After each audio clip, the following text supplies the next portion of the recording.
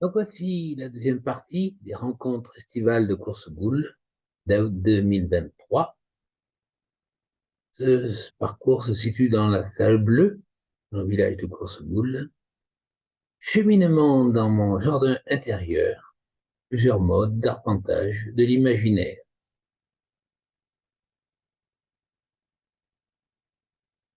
Donc nous avons utilisé un dispositif de cartographie type IGN avec les coordonnées vers le nord, vers l'est, vers le sud et l'ouest de la salle. Et chacun des participants est relié à ses coordonnées par une élastique. Et en fonction de son sentiment, de son ressenti de positionnement, on va se déplacer dans la salle. Et là, par exemple, la personne va se mettre un peu entre le nord et l'ouest, suivant les configurations qui paraissent les plus pertinentes pour lui. Donc, ce sont des attracteurs étranges qui sont éloignés assez, de manière assez importante de la salle, qui fait que quand on est attiré pleinement par le nord et pleinement par l'ouest, on va se situer dans l'angle du rectangle. Et à partir de là, eh bien, on va voir comment chacun va se positionner en fonction des thématiques que l'on va aborder. Un premier exemple, dans cette salle, donc, il y a des personnes qui cherchent actuellement à savoir comment se positionner par rapport aux lectures qui sont faites de petits papiers qui sont disposés au sol. Un deuxième exemple, voilà.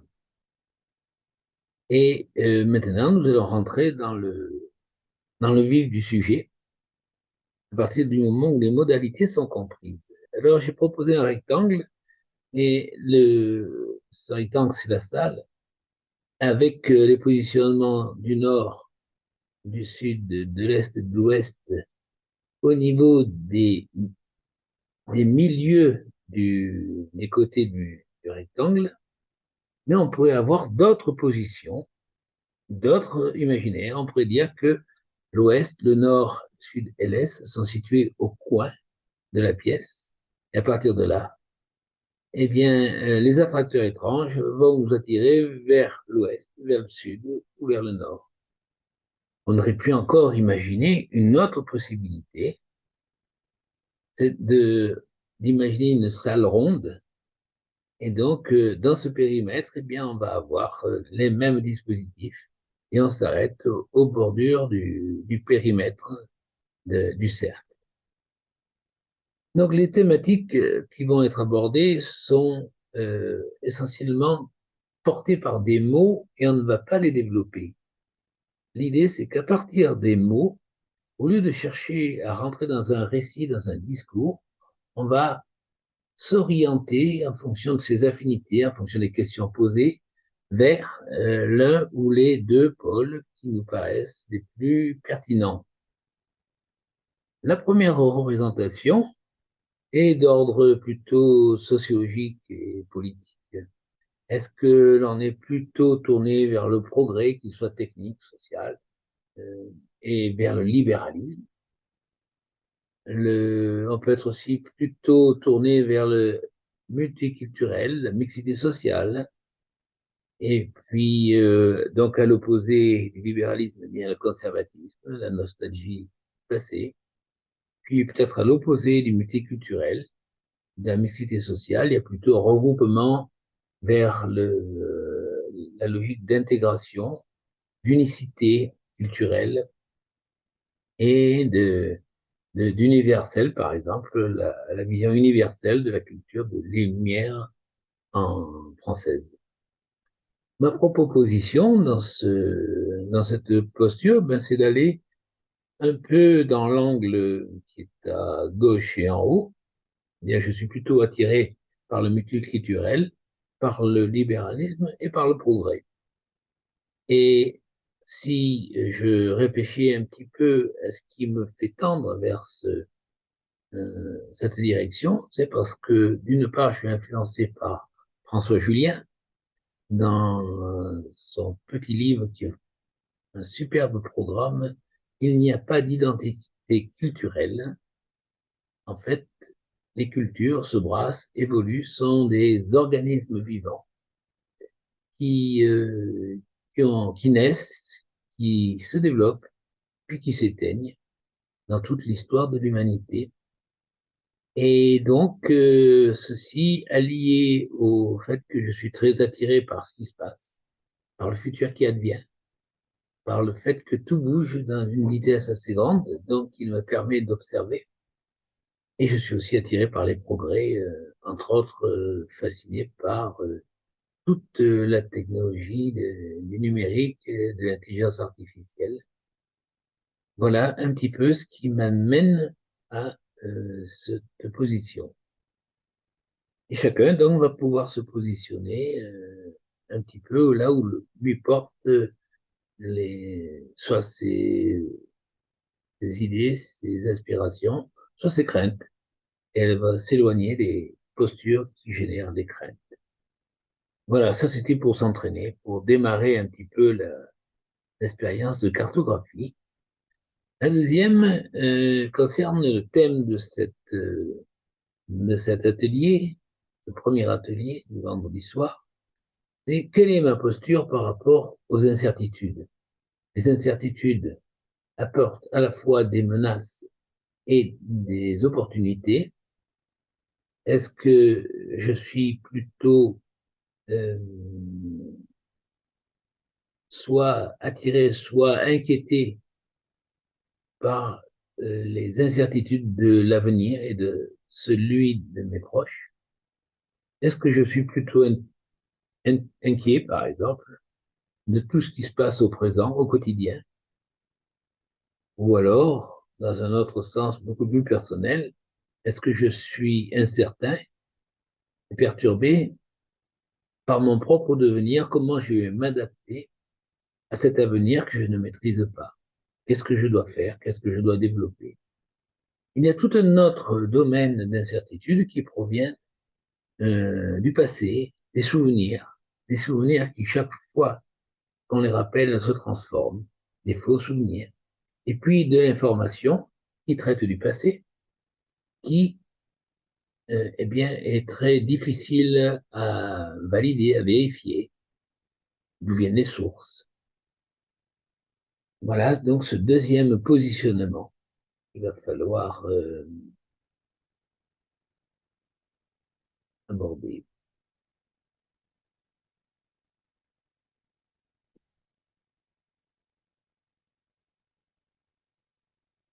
La troisième cartographie qu'on peut essayer d'établir, qui va donner un petit peu une représentation de mon imaginaire, qu'est-ce qui me guide ou me rassure?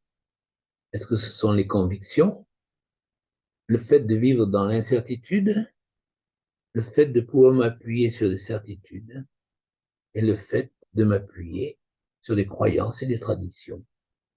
Eh bien, si je me positionne personnellement, je suis beaucoup plus attiré par les convictions qui intègrent la notion de doute, de questionnement, que celle des certitudes. Les certitudes m'ennuient ou me, je dirais, me perturbent. Et par contre, les incertitudes m'apportent aussi le possible, bien sûr, de menaces, mais aussi d'opportunités. Et donc, je suis plutôt positionné dans le coin droit et en haut. Les croyances et les traditions, ce n'est pas tout à fait ma tasse de thé.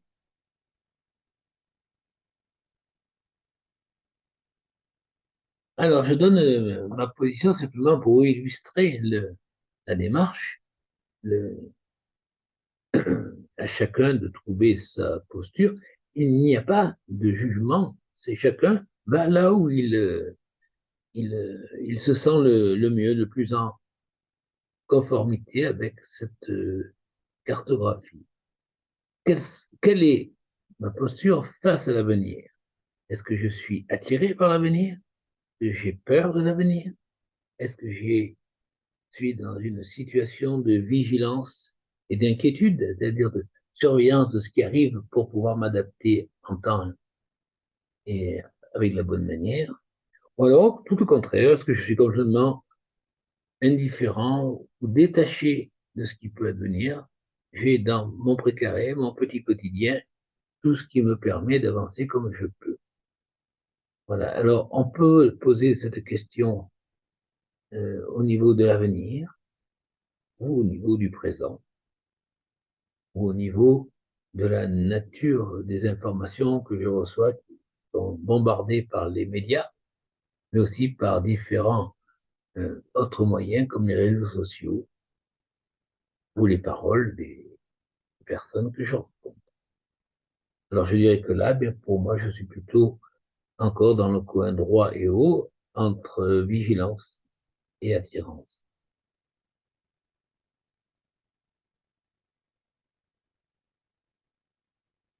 Alors là, la question devient un peu plus délicate.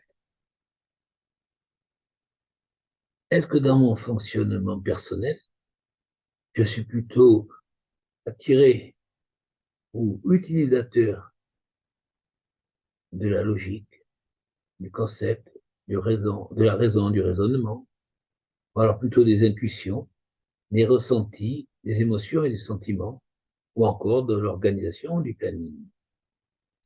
Et on s'aperçoit que cette cartographie, eh bien, peut encore fonctionner, mais elle n'est pas assez pertinente.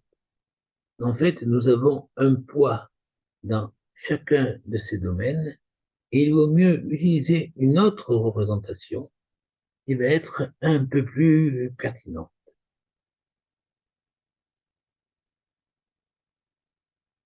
Au lieu de parler dans un cadre qui est le rectangle, je préfère utiliser la notion de cercle et en ayant 4 points qui représentent ma position, ma pratique, mon utilisation de la logique, de la raison, etc., euh, dans, dans mon quotidien, dans une posture sans stress. Et l'organisation, le planning font partie aussi de ma vie, et puis les ressentis, les émotions, les sentiments, eh bien, c'est un autre point qui peut être plus présent à mon intérieur que ce que je communique à l'extérieur. Puis il y a l'intuition, les intuitions. Et là, c'est un domaine que je dirais, j'utilise avec beaucoup plus d'ampleur. Maintenant, qu'est-ce qui se passe si je me retrouve dans une situation de stress?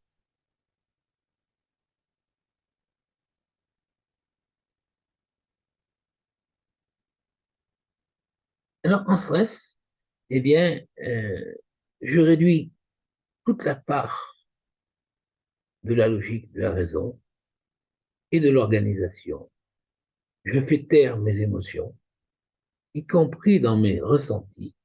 Je ne parle pas de communiquer mes émotions, mais dans mes ressentis, j'arrive à faire baisser de manière très importante mon niveau émotionnel et mes ressentis, et je suis entièrement en écoute de mes intuitions, avec des réactions en général très rapides.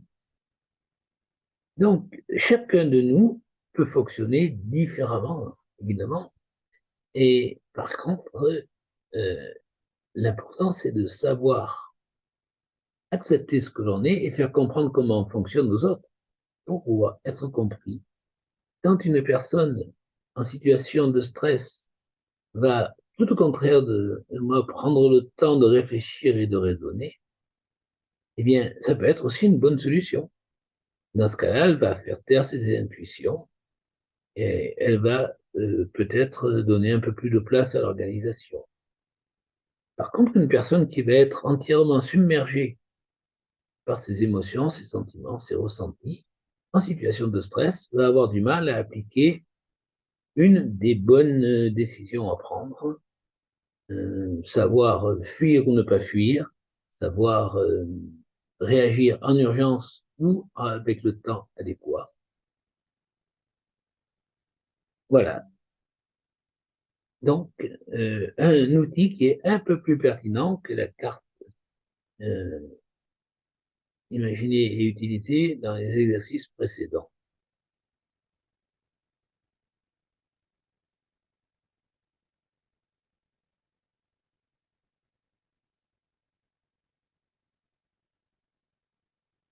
Donc, le dimanche matin, nous avons commencé l'atelier par une réflexion non plus sur une carte à plat, mais sur une cartographie en volume. Et l'image qui m'a été le plus utile et la plus simple dans les années 2008, ça a été d'utiliser le tétraèdre. Le tétraèdre, c'est 4 triangles, sont la figure géométrique la plus stable dans l'espace à 3 dimensions, en sachant que dans l'espace plan, c'est le triangle qui est la surface la plus stable, car le triangle, eh bien, c'est la triangulation des constructions qui permet la meilleure des résistances. Regardez comment est construite une grue.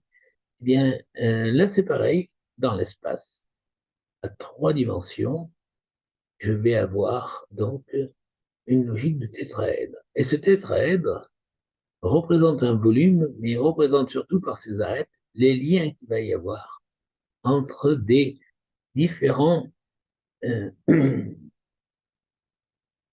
différents pôles.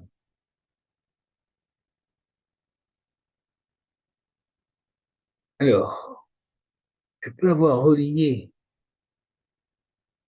non mais j'ai sauté une page, j'ai différents pôles qui sont reliés entre eux par les fameuses arêtes du tétraèdre. Alors, 4 pôles ou objets de pensée qui vont être en interaction.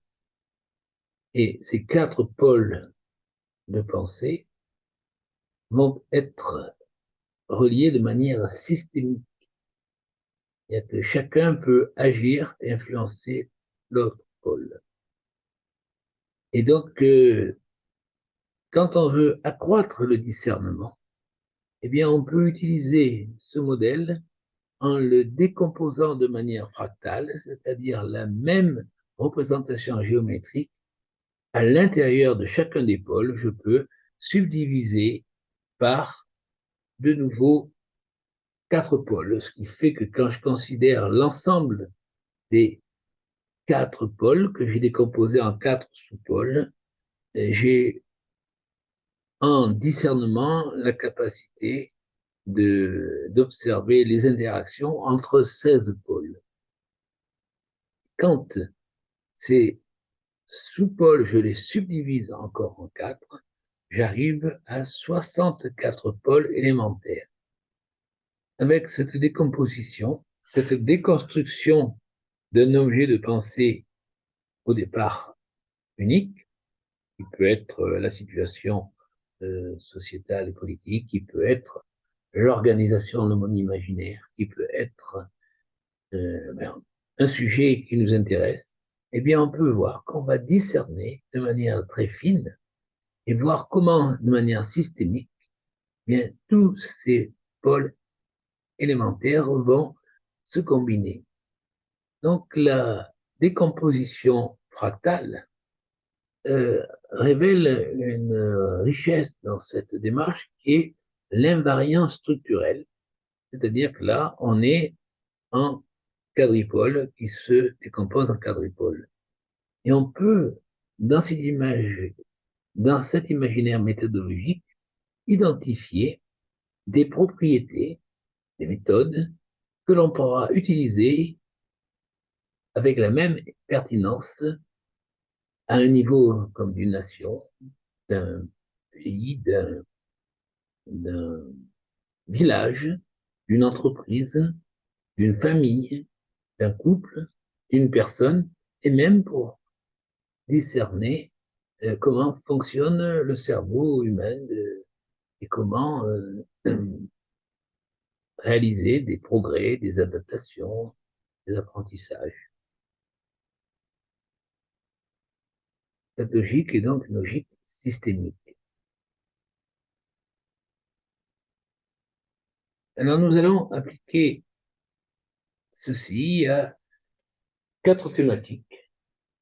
Et donc, les participants ont eu à choisir parmi 4 thématiques. La première, c'était le fonctionnement cérébral.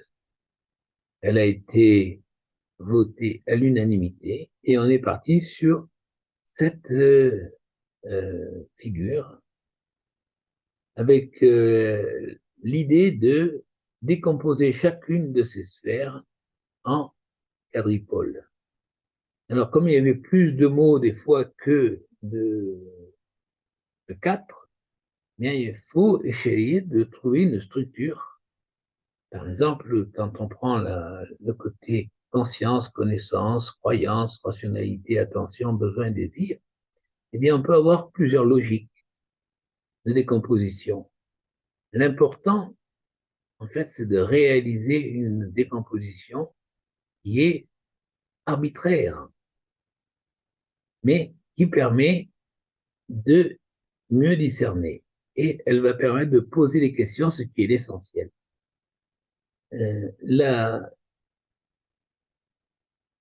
La question que l'on peut se poser, est-ce qu'on va plus se tourner vers les processus ou vers les états, les objets de pensée?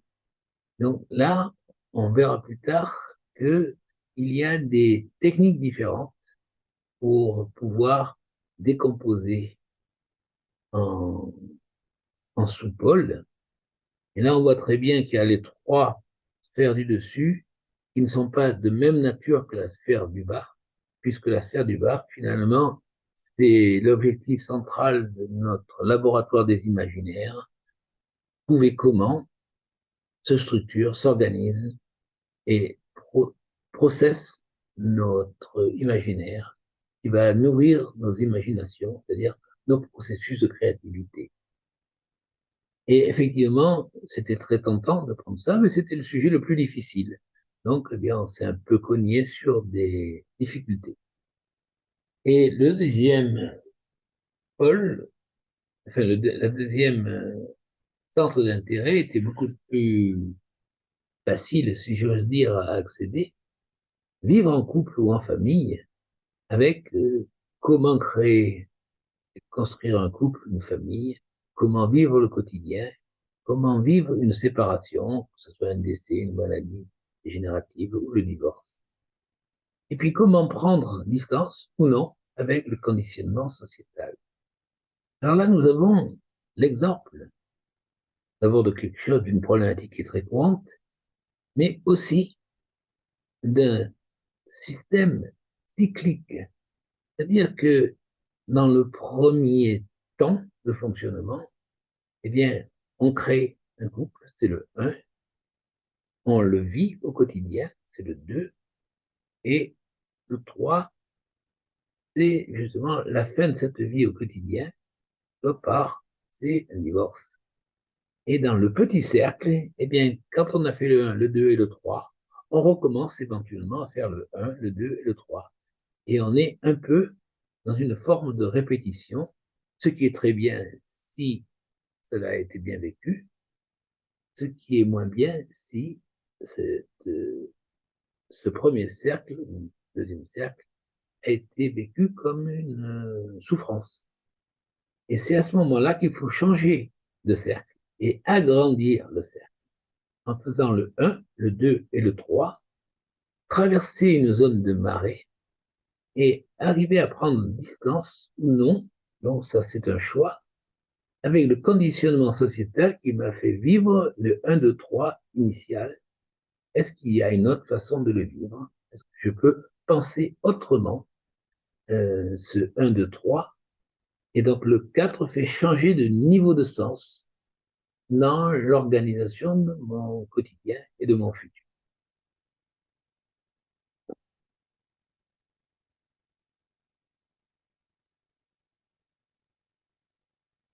La troisième perspective était de traiter des enjeux sociétaux et politiques.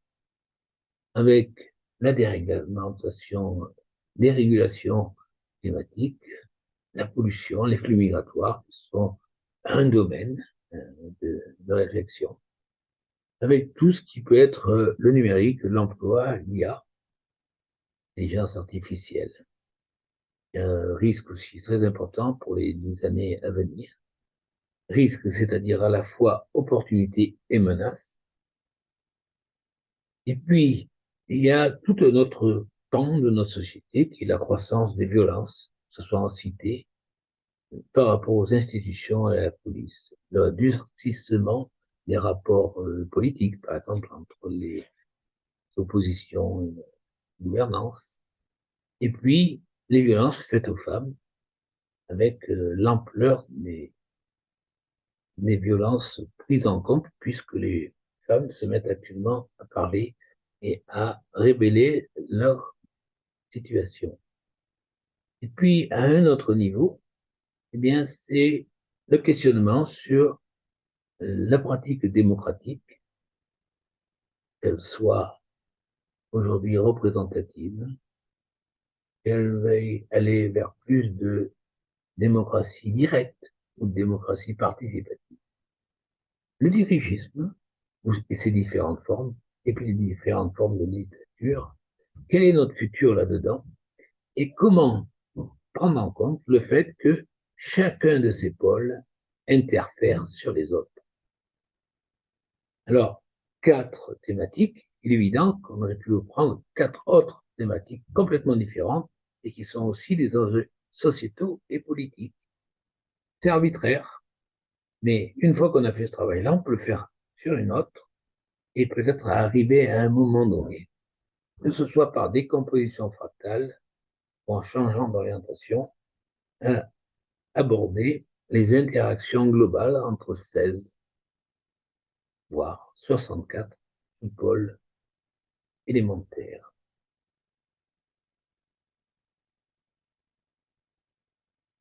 Voilà la 4e cartographie qui, au départ, était proposée pour les participants. C'était la notion d'intelligence. Intelligence avec un S, en sachant qu'il y a des intelligences qui proviennent de notre génétique. L'humain, comme les animaux, ont des capacités d'intelligence, des facultés d'intelligence à leur naissance. Et l'humain, entre autres, est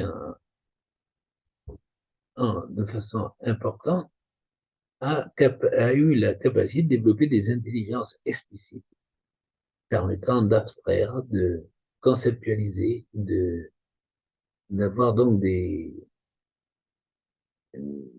rapports plus pertinents au symbolique, qui permet de mieux vivre et de mieux percevoir le réel, donc de mieux s'adapter. Et 4 grands pôles sont en interaction: les connaissances, les compétences, les expériences et surtout les retours d'expérience.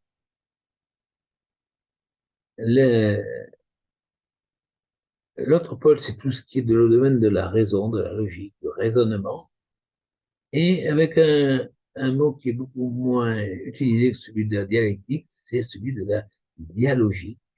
Comment faire communiquer, vivre, cohabiter des raisonnements et des logiques différentes. Ce terme vient essentiellement de l'apport de la méthode de Edgar Morin. Et en face de la raison, eh bien, il y a les intuitions, il y a les RMTS, qui sont les représentations mentales complexes et synthétiques, ce que nous essayons de faire avec ces cartographies, qui, grâce à la maturation qui prend des mois et des années, va développer la fiabilité, la pertinence de nos intuitions, ou de certaines familles de nos intuitions, c'est-à-dire là où on va se poser les questions. Les retours d'expérience, par exemple, sont un excellent moyen de développer la pertinence de nos intuitions. Et puis, ces 3 grands facteurs, eh bien, sont nourris par toutes nos capacités de perception, de sensation et d'émotion. Donc, les 4 domaines ou pôles, évidemment, vont pouvoir être décomposés en sous-pôles, et là aussi, aller jusqu'à 16 ou 64 pôles. Voilà donc pour cette sensibilisation à un arpentage possible de l'imaginaire de chacun. Alors, j'ai fait juste un petit pas de plus pour pouvoir présenter une approche, je dirais, presque orthogonale à la démarche de sensibilisation qui vient d'être réalisée, en réfléchissant de manière plus générale à comment penser ce que je pense. Est-ce que dans les 4 catégories A, B, C, D, je suis plutôt favorable à penser en termes d'étiquette, de statut, de catégorie, ou alors plutôt en termes de processus, par exemple. La, la recette du gratin dauphinois, c'est un processus qui demande des ingrédients, donc des statuts, des catégories, mais qui décrit la méthode pour les mettre en œuvre pour arriver à avoir un bon gratin. Et puis, il y a les systèmes.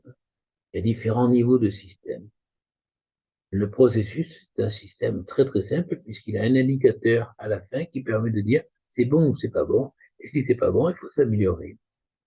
Et au-delà des systèmes qui ne sont pas représentés sur ce schéma, il y a toutes des approches complexes, paradoxales, chaotiques ou hologrammiques. Mais j'insiste pas trop pour le moment là-dessus.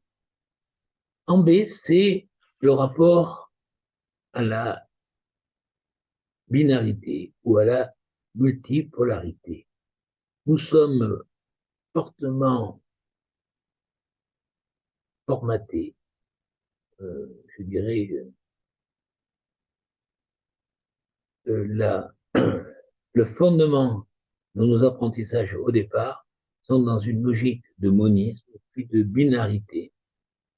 Et la dualité, qu'elle soit ontologique ou homme-femme, ou méthodologique, science, non-science, science-croyance, la binarité va être de l'ordre de la causalité, pour retrouver dans les statuts aussi, il y a les causes et les effets. Statut cause, statut effet, statut conséquence. Et donc, il y a des liens entre les catégories A et B qui sont en rapport. Dans les approches systémiques, on est obligé d'avoir plusieurs pôles qui vont interagir. Et donc, la multipolarité, eh bien, c'est tout ce que l'on vient de faire dans les exercices précédents, trouver 4, 16 ou plus. On peut être à 5 pôles, à 6 pôles, à 8 pôles. Ce sont des choix arbitraires. La ligne C, on considère que la frontière est importante. Il y a ceux qui sont dedans et ceux qui sont dehors. La fraternité, par exemple, peut inclure un aspect clanique dans notre devise. Il y a ceux qui sont frères et ceux qui ne le sont pas. Et puis, on peut avoir des frontières poreuses, comme on a dans l'Europe. Bien, on a des géométries variables en fonction de ce qu'on regarde en termes de communauté européenne, d'espace Schengen ou disons, d'utilisation de l'euro ou pas de l'euro. Et puis, on peut aller dans une logique encore plus, je dirais, poreuse, c'est la notion de réseau cellulaire temporaire à géométrie variable, en constante euh, constitution, réorganisation, auto-organisation.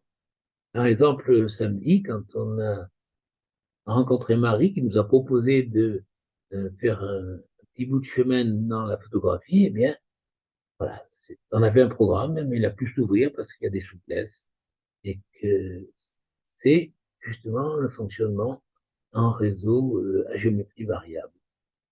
La quatrième ligne, elle est peut-être plus simple à comprendre et beaucoup plus difficile à mettre en œuvre. C'est soit on s'oppose entre ce qui est bon, ce qui est pas bon, ce qui est bien, ce qui est pas bien, ce qui est juste, ce qui est injuste, ou on oppose, c'est-à-dire qu'on fait cohabiter des logiques qui sont différentes, voire opposées. Et comment on peut vivre avec des, des objets de pensée, par exemple, qui ne sont pas similaires. Et le pas d'après, c'est la notion d'hybrider, quand l'un transforme l'autre. C'est-à-dire, dans un couple, par exemple, eh bien, les deux partenaires vont, sans avoir de projet l'un sur l'autre, qui est idéal, eh bien, vont, du fait de vivre ensemble, se transformer petit à petit l'un par l'autre. Et quand on vit un deuil, eh bien, on vit le deuil de la personne, de la perte de l'autre, de la perte du couple et de la perte de soi-même tel qu'on était dans le couple. Ces différentes lignes A, B, C, D se composent, s'articulent, font donc une très grande diversité de façons de penser ce que je pense. Et j'ai des choix que je me donne ou pas en fonction des contextes dans lesquels je me trouve. Pour réparer une panne de voiture, eh bien, il faut savoir s'il y a de l'essence ou s'il y a de l'électricité ou c'est un problème d'air qui crée le fait qu'elle ne puisse pas démarrer. Et là, le cause-effet, la binarité, ça se suffit très bien. Dans les organisations humaines, eh bien, c'est tout à fait inadéquat, peu pertinent, pas opérationnel. Alors globalement, quand on regarde à gauche, statut, cause-effet, la binarité, la frontière et l'opposition, 90% de la population, en gros, fonctionne dans cette façon, dans cette manière de penser, de réfléchir. Et puis on peut, pour 10% de personnes, 9% de personnes en plus, mais eh bien, il y en a qui vont intégrer la notion de processus, l'approche ternaire, c'est-à-dire à trois pôles, des frontières un peu poreuses et éventuellement parfois un peu apposées au lieu d'opposer, faire cohabiter. Et là, on arrive à 99% de la population.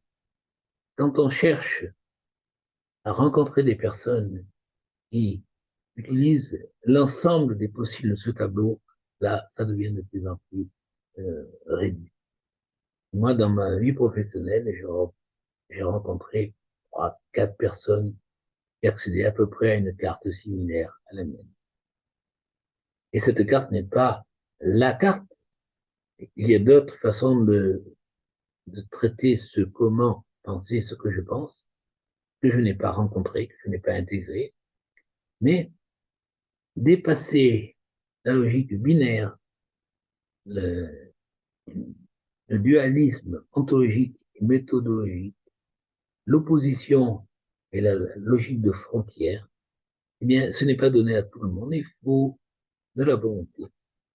Et donc, dans le cheminement de ce laboratoire, de ce laboratoire des imaginaires, eh bien, nous pourrons éventuellement aborder ce questionnement, mais qui est relativement difficile. Voilà pour cette sensibilisation qui a été apportée et vécue de manière un peu corporelle, puisqu'il fallait se déplacer dans la salle. Et à bientôt pour un nouveau pas, si cela vous intéresse.